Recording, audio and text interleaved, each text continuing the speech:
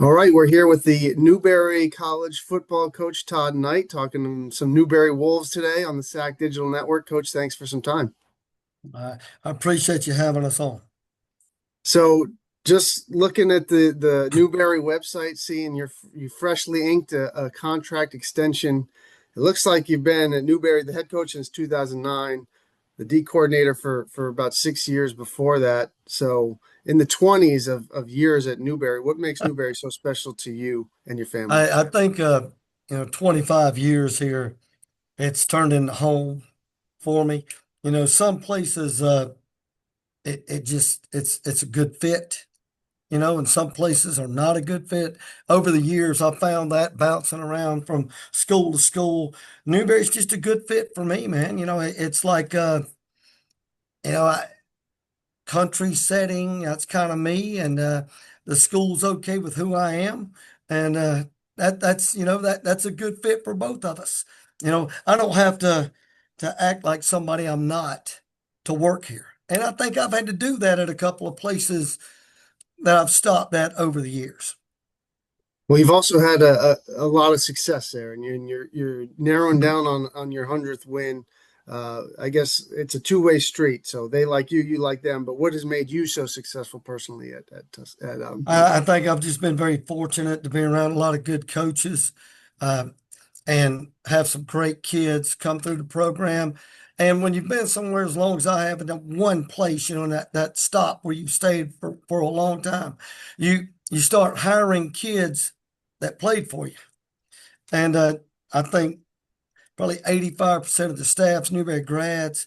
Over half of them actually played for me here. So, that's turned out to be a really good thing for those young kids that want to get into coaching, but then a really good thing for Newberry College to have, her alum come back and teach the next guys and the next one. And I think that's just continuing to feed off of itself. We kind of sat here a year ago and had this talk, and we kind of looked at this past year, 2024. It might have been a little bit of a transition year for you. You lost a lot of guys to graduation or transfer, a lot of talent.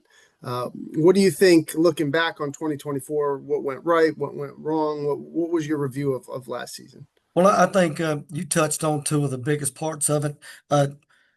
Two huge graduating classes in the last couple of years here, and the transfer portals kind of hurt us. When you recruit really good kids and they have a lot of success at our level now, it's going to be hard to hang on to them. And that kind of bit us a little bit. It's almost like it's a double-edged sword. You're happy for a kid, you want him to make all conference, but when he does, you have a hard time hanging on to him. So that's a tough thing, and it's just one of those things with the portal. You've got to learn how to make it work for you instead of it working against you. And I think in the last year or two, it's worked against us. And I think in this past recruiting class, we've gone out and we've found some really good kids. And I think bringing that transfer older kid in with a lot of playing experience and trying to mesh it with your freshmen and guys that have developed in the program, that's a tricky thing too. And I think that's part of what makes college football unique at this point is for a head coach now, managing your roster is the biggest thing you do.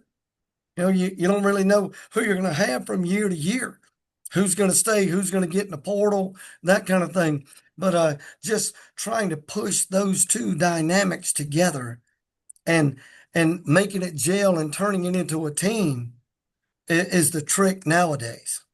In the old days, you got a kid, he stayed with you 4 or 5 years, you developed him, everybody became really close, and everybody counted on everybody. Well, that's not necessarily the case anymore.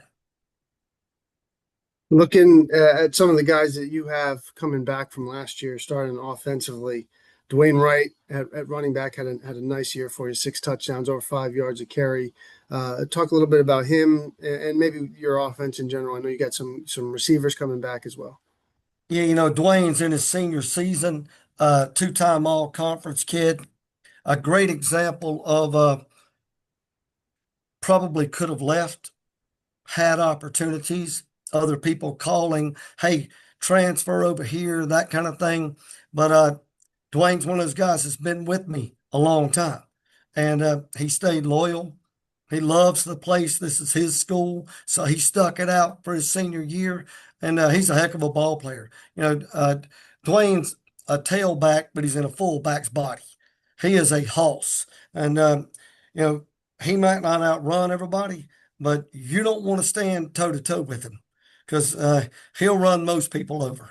And part of the problem with Dwayne when he breaks out in the open, I think he looks for somebody to run over instead of just go to the end zone, Dwayne. So even though he's in his senior year, we're still learning.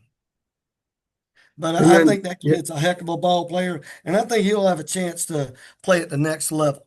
I think at the quarterback spot, we got three kids coming out of spring ball. Reed Sharpie is coming back. He took a lot of snaps for us last year, got banged up.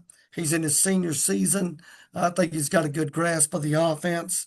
I really, really like this kid on game day. He's one of those guys, he comes alive when the lights are on. And, I'm really expecting him to have a great year for us. We brought in a transfer named Mason Kidd at the quarterback spot. Big, good looking kid, very athletic, big arm. He's still learning it, still trying to navigate through it all. But the kid can flat play, and I'm excited for what he could bring to the table for us as well. And we redshirted a kid last year that played in a couple of games for us, Coleman Gray, South Carolina high school product, and he's a heck of a competitor. So I think, somewhere between those three, it'll breed a winner for us.